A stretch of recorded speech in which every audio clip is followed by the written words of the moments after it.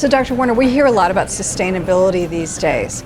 How much of an animal goes to meat and how much goes to other products? Yeah, that's a good question, actually, with quite a simple answer. About half of it goes into what we traditionally call meat products, and the other half goes into rendered items or off-all drop items, however we refer to those, but those become very useful. So about half of the animal goes each way. What are some of the uses for those products? That's a good question as well. The rendered items can go into many things, in fact, hundreds of uses for rendered materials. Some of the most obvious things would be hides for leather and textile use.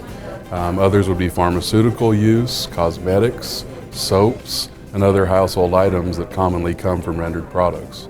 What's the environmental impact of producing these other products? Rendering certainly adds to the sustainability of our industry in that we repurpose or reuse almost the entire animal for many things. So we're able to reduce greenhouse gas emissions, and that can even be equated to somewhere around 12 billion cars per year being removed off of U.S. roadways. When we calculate the sustainability of livestock production, are these byproducts factored in? It's unfortunate for the livestock and meat industry that oftentimes in those discussions and in the studies that have been conducted, the rendering or recycling of livestock and meat items is not included in those factors.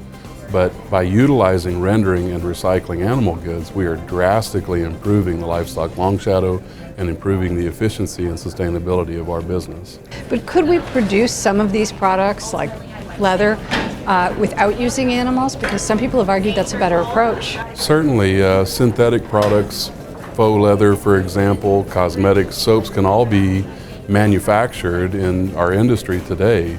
But utilizing the natural products from the rendering process oftentimes produces a higher quality product.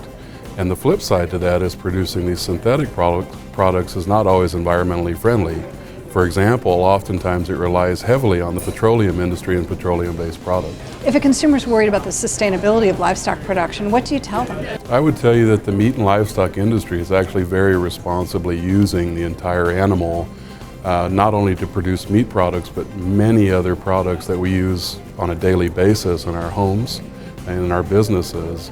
And I often use the example that we've always been taught in schools that the Native Americans were such responsible users of resources. And in fact, today's beef industry does a better job than even the Native Americans many years ago, hundreds of years ago, in harvesting bison and wildlife on the free range. Well, that's fascinating. Thank you very much. You're welcome.